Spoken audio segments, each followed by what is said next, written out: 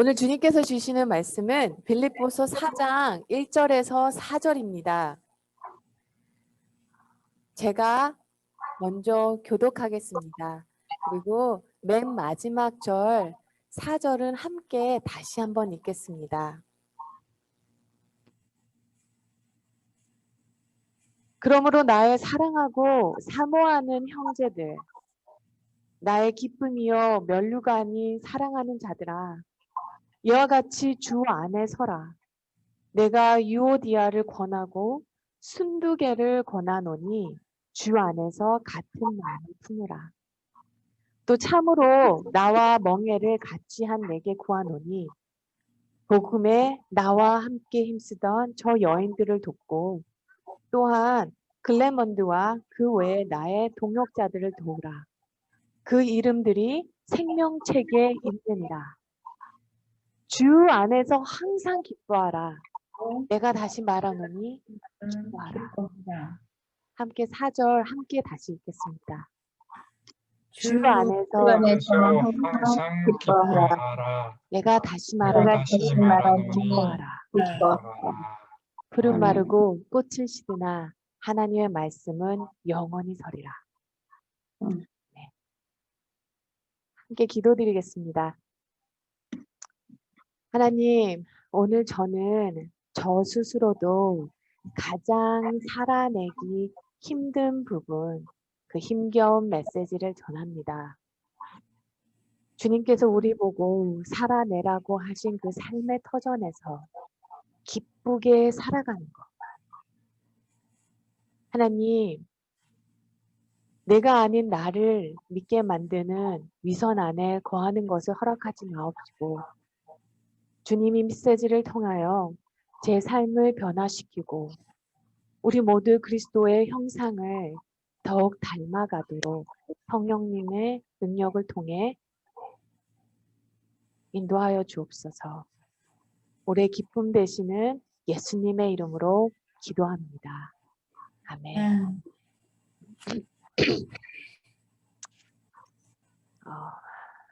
목회자들 안에서는요, 이런 말이 있습니다.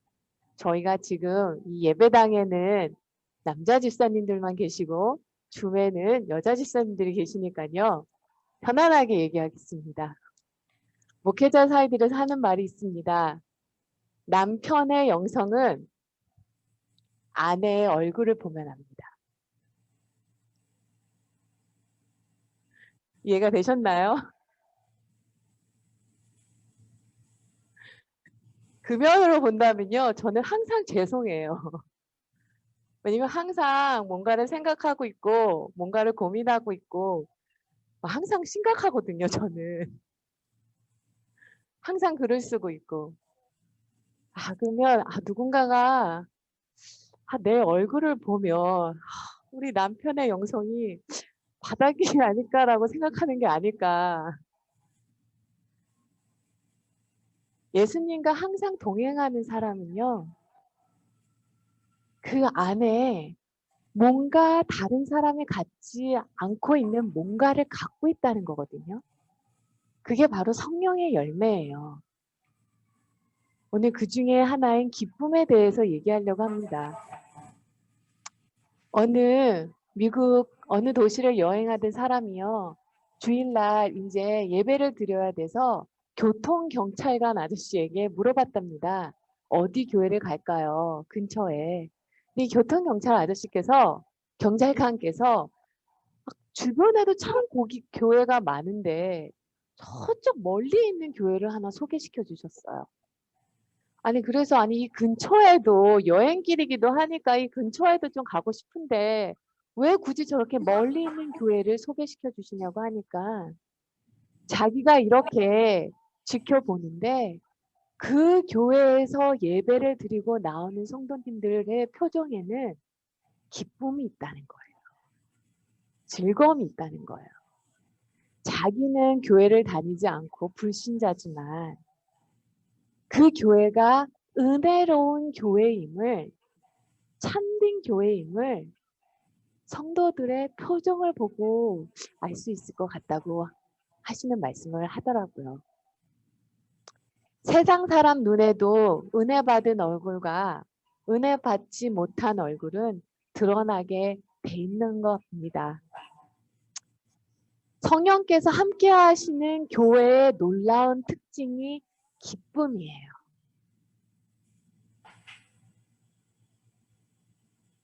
저도 기억을 해요. 정말로 십자가 복음을 알았을 때, 그리고 하나님이 나를 진짜 사랑하시는구나. 진짜 나를 너무너무 사랑하시는구나. 나에 대한 기쁨이 감출 수가 없을 정도로 사랑하시는구나를 알았을 때 정말 신촌 한복판에서 춤을 춰도 부끄럽지 않았어요. 그 기쁨이 감당이 안 됐습니다. 오순절 마가 다락방에서 성령님이 임하셨을 때 모였던 성도들도 다 기뻐했어요. 사도행전 8장에 보면요. 빌립이 사마리아 성에 가서 복음을 전했는데 빌립이 전해진 복음을 듣고 그 성 안에 큰 기쁨이 있었다고 합니다. 13장에서 보면요. 사도행전 13장에서 보면요. 바울과 바나바가 비시디아 안디옥에서 복음을 전하다가 쫓겨났거든요. 그런데도 그 가운데서도 기쁨이 충만했다고 합니다. 기쁨은요. 우리가 예수님을 제대로 믿고 있는지 아닌지를 알 수 있는 아주 중요한 표징입니다. 그런데 이 기쁨은요. 그냥 기쁨이 아니에요. 성령으로부터 오는 주체할 수 없는 기쁨입니다. 그래서요. 예수님을 믿는 사람들만에게만 있는 기쁨입니다. C.S. 루이스의 책, 아주 짧은 책이거든요. 영어로는 The Great Divorce. 기억을 나요. 제가 그걸 아주 옛날에 읽었는데요. 그 책을 읽고 있는 저를 보면서 혜진이가 물어보더라고요. 엄마 이혼해? 그 영어로 Great Divorce라는 책은요. 한국말로는 천국과 지옥의 이혼이라는 제목으로 나왔는데요. 이 책에서요. C.S. 루이스가 천국 문을 지키는 수의를 소개하고 있어요. 근데 이 수의가요. 천국에 오는 사람들에게 딱 한 가지만 질문을 해요. 당신은 예수를 알게 됨으로써 참을 수 없는 기쁨을 가지고 있습니까? 그거 하나만 물어봐요. 예수를 믿는 사람은 참을 수 없는 기쁨이 있다는 것입니다. 세상에도 기쁜 일이 많죠. 뭘 가졌거나 원하는 일이 잘 풀리거나 자녀가 잘 되거나. 그런데 이런 기쁨은요.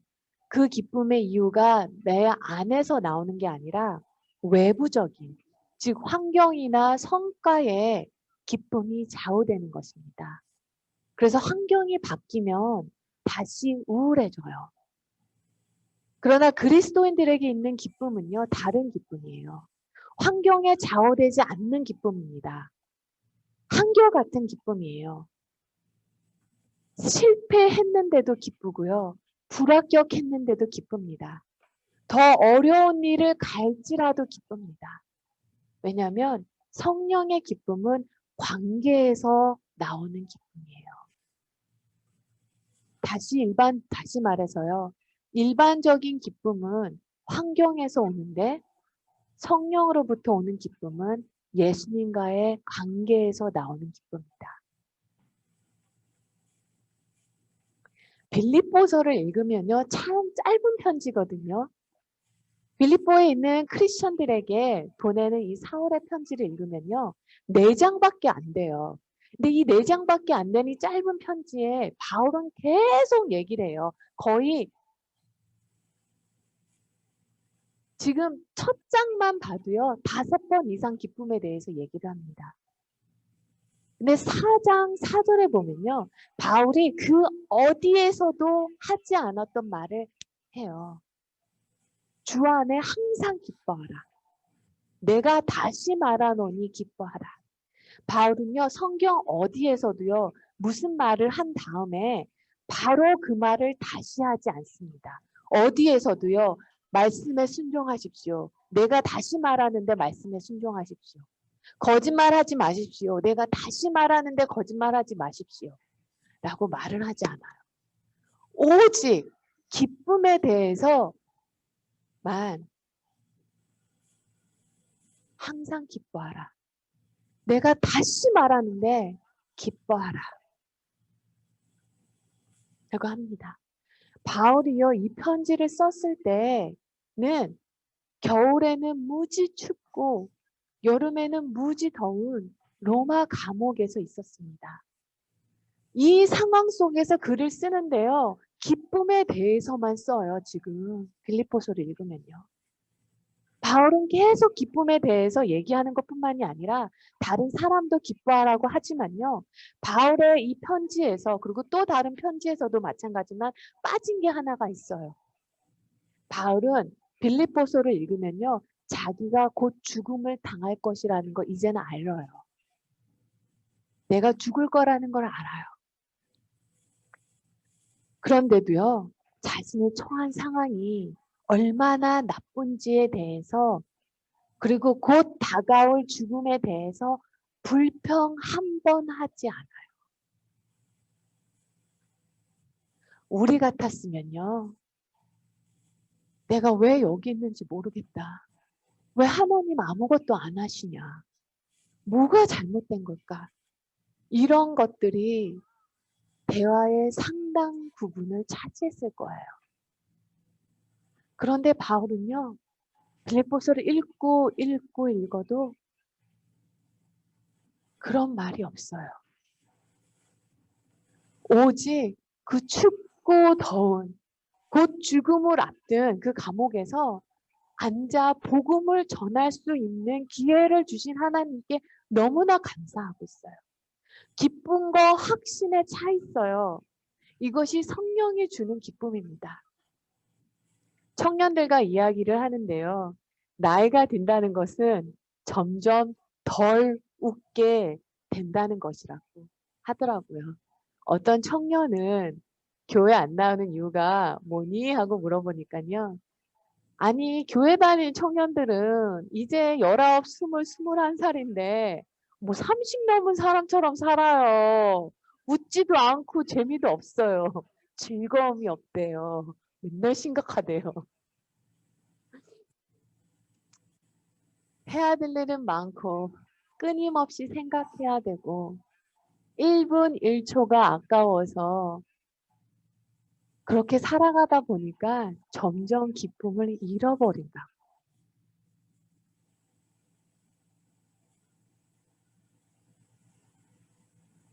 책임은 커지고 항상 일해야 되고 항상 생각해야 되고 그러다 보니 점점 영어로 말하면 it sucks joy out of me죠.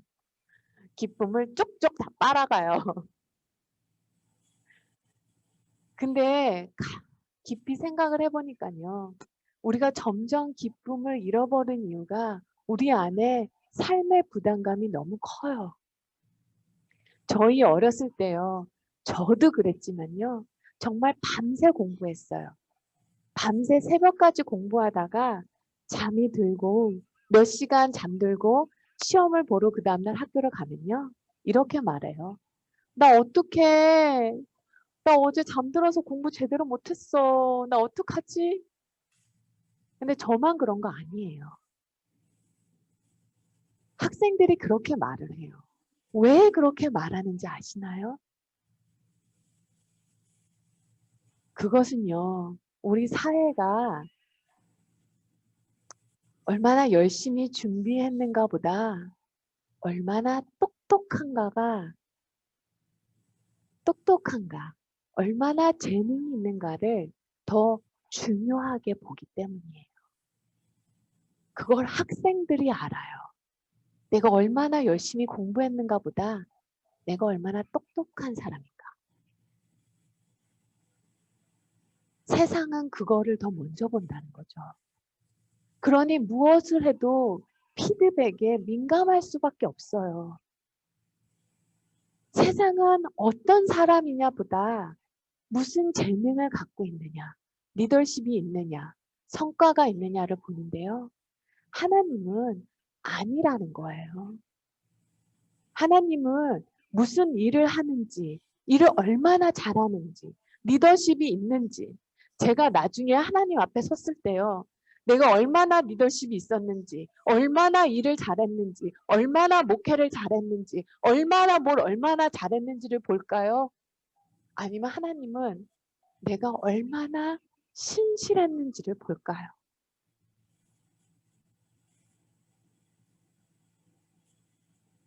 하나님은 우리가 성령의 열매를 맺고 있느냐가 더 중요하다는 거예요. 내가 어떤 사람인지가 더 중요하다는 거예요. 하나님의 사람은요, 능력으로 지금 내게 주어준 이 삶의 터전을 살아가는 것이 능력으로 살아가는 게 아니라 예수님과의 관계로 살아내는 사람이 하나님의 사람이라는 겁니다. 예수님의 삶의 이유고요. 삶의 기쁨이고요. 예수님이 존재의 이유예요. 하나님의 은혜로 자유함을 받았어요. 내 모든 죄가 용서받았고 죄책감도 사라지고 자격지심도 사라졌어요. 저는 어렸을 때 아빠 없이 컸다는 큰 아픔이 있어서 그게 항상 자격지심이었어요. 근데 하나님이 나의 아버지 되신다는 거예요. 하나님이 나의 어머니 되시고 하나님이 내 아내 되시고 내 남편 되시고 내 형제 되고 자매 되고 나의 연인 되신다는 거예요. 내가 어디 있든지 주님 나와 함께 하시겠다는 거예요. 내 안에 계시겠다는 거예요. 나를 떠나지 않으신다는 거예요. 무엇도 이것을 갈라놓지 못한다는 거예요. 이것을 우리가 마지막으로 기뻐했던 것이 언제입니까? 누가복음에 보면요. 정말 재밌는 얘기가 있어요. 예수님이 70명의 제자를 둘씩 짝지어서 마을로 모든 마을에 보냅니다. 보낸 다음에 귀신을 쫓아내고 evangelizing, 복음을 전해라고 해요. 그래서 70명이 돌아왔습니다. 돌아오면서 난리가 났어요. 예수님 이거 아시냐고, 엄청난 일이 일어났다고, 우리가 귀신을 쫓았다고, 우리가 마귀가 심지어 우리 주님 앞에 이름 앞에 말을 하니까 마귀도 우리에게 굴복을 했다고 호들갑을 떠는 거예요. 좋죠. 좋을 수밖에 없죠. 네. 우리 교회가 만약 엑소시즘을 한다고 생각을 해보세요. 그런데요. 예수님은요. 솔직히 말해서 수고했어. 잘했어. 라고 얘기하실 수 있으셨어요. 근데 예수님은 오히려 화내셨어요. 하시면서 마귀들이 너희에게 굴복한 것으로 기뻐할 것이 아니라 너희 이름이 하늘에 기록된 것으로 기뻐하라고 하십니다. 너희가 귀신을 쫓은 것으로 기뻐하지 말고 네 이름이 하늘에 적힌 것에 기뻐하라는 거예요. 귀신은 언제든지 다시 돌아와서 우리를 넘어뜨리려고 한다는 것입니다. 그런데요. 항상 우리가 이길 수만도 아니라는 거예요. 안타깝게도 에덴 동산에서 죄가 들어온 다음부터 우리에게 아픈 현실이 하나 있죠. 바로 아무리 열심히 땅을 가꿔도 그 땅이 열심히 일한 만큼 열매를 맺어주지 않을 수도 있다는 거예요. 열심히 했는데 성과가 좋지 않을 수도 있다는 거예요. 그게 타락한 세상에 살고 있는 우리의 아픔이죠. 너희들이 맨날 마귀를 이길 수 있는 것도 아니라고. 그런데 너희가 무엇을 했는가에 따라에 기뻐하지 말고 하나님이 너한테 한 것을 기뻐하라는 거예요. 귀신을 내쫓은 것을 기뻐하지 말고 귀신이 1cm도 올 수 없는 그 천국의 땅에 그 땅에 너희가 살아 들어가서 살 거라는 그것을 기뻐하라는 거예요. 귀신을 쫓는 삶이 더 즐거운 삶이겠습니까? 귀신이 1cm도 나한테 다가올 수 없는 그곳에서 사는 것이 더 큰 기쁨이겠습니까? 그 나라 간다는 것을 기뻐하라는 것입니다. 지금 바울이요. 감옥에서 구타당하고 모든 것을 빼앗기고 수많은 고난을 겪고 있었어도 하나님 안에서 이미 자기에게 주어진 이 복을, 축복을 어떻게 할 수 없다는 것을 굳게 붙잡고 있었어요. 저에게 수십억이 있다고 하면 100원짜리 몇 개 누가 가져간다고 해서 울고불고 하겠습니까? 울고불고 하는 것 자체가 웃긴 거죠. 이것이 보화를 발견한 농부의 기쁨이에요. 천국은 마치 밭에 감추어진 보화 같으니 사람이 이를 발견한 후에 숨겨두고 기뻐하며 돌아가서 자기 소유를 다 팔아 그 밭을 사느니라. 이미 천국을 소유한 사람이 하나님의 나라의 백성입니다. 지금 천국에 들어가진 않았지만요. 이미 발견했어요. 이미 우리에게 주셨어요. 이 구원을 받고도요. 이 기쁨을 누리지 못한다면 십자가 복음을 알지 못하거나 아니면 예수님을 바라보고 계시지 않는 것입니다. 주님 안에 거하고 계시지 않으시는 거예요. 구원의 기쁨을 가장 빨리 잃어버리는 길이 무엇인 줄 아세요? 바로 복음을 나누지 않는 거예요. 복음을 나누지 않으면요. 그 기쁨이 정말 금방 빼앗긴다는 거예요. 예수님과 함께 월요일, 화요일, 수요일, 목요일, 금요일, 토요일 함께 동행하지 않으면 사라진다는 거예요. 빼앗긴다는 거예요. 시편 16편을 우리가 지난주에 봤는데요. 진짜 다윗이 어려운 상황에 있어요. 목숨을 빼앗기는 상황에 있는데도요. 이렇게 고백을 해요. 시편 16편 8절에서 보면요. 내가 여호와를 항상 내 앞에 모시며 그가 나의 오른쪽에 계심으로 내가 흔들리지 아니하리로다. 이러므로 나의 마음이 기쁘고 나의 영도 즐거워하며 내 육체도 안전히 살리라. 다윗은 하나님과 항상 동행했어요. 어느 환경 속에서도 항상 하나님을 의식하고요. 살았기 때문에 그 마음에 기쁨이 충만했어요. 항상 예수님을 사모하고 예수 안에 있었어요. 예수님을 주로 섬겼어요. 그러니 세상이 그 기쁨을 뺏어가지 못하는 거예요.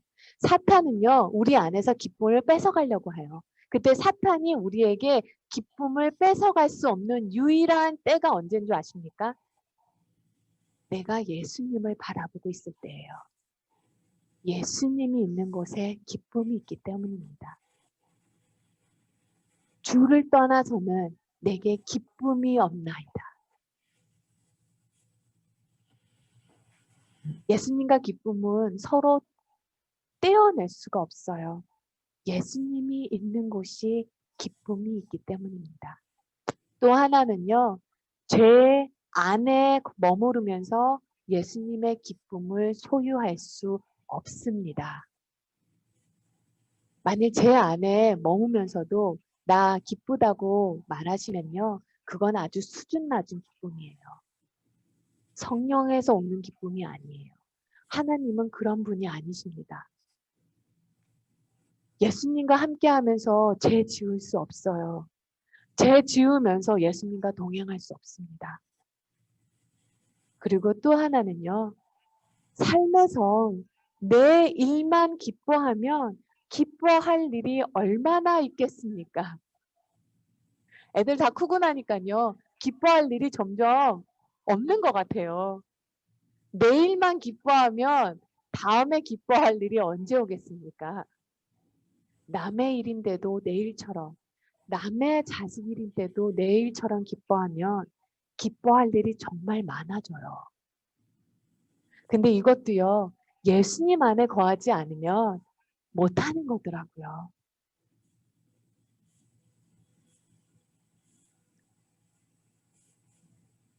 진정한 형제 자매라면 형제 자매의 기쁨도 내 일처럼 기쁘게 된다는 것입니다. 우리는 아무것도 없는 자 같아도 이미 모든 것을 가진 자예요. 주님의 크신 손이 나의 삶을 붙잡고 계세요. 주님은 나의 모든 상황을 아시고 인도하실 수 있는 분이십니다. 주님은 주님의 보살핌 아래에 있는 모든 삶에서 최선을 이루실 수 있는 분이세요. 우리의 기도를 들으시고요. 우리가 기도한 것보다 상상한 것보다 더 많은 일을 하실 수 있는 분이세요. 이 기쁨을 온전히 누리며 또 온전히 흘려보내는 삶을 저와 사랑하는 모든 성도님 살게 되기를, 그리고 우리 교회 되기를 소망합니다.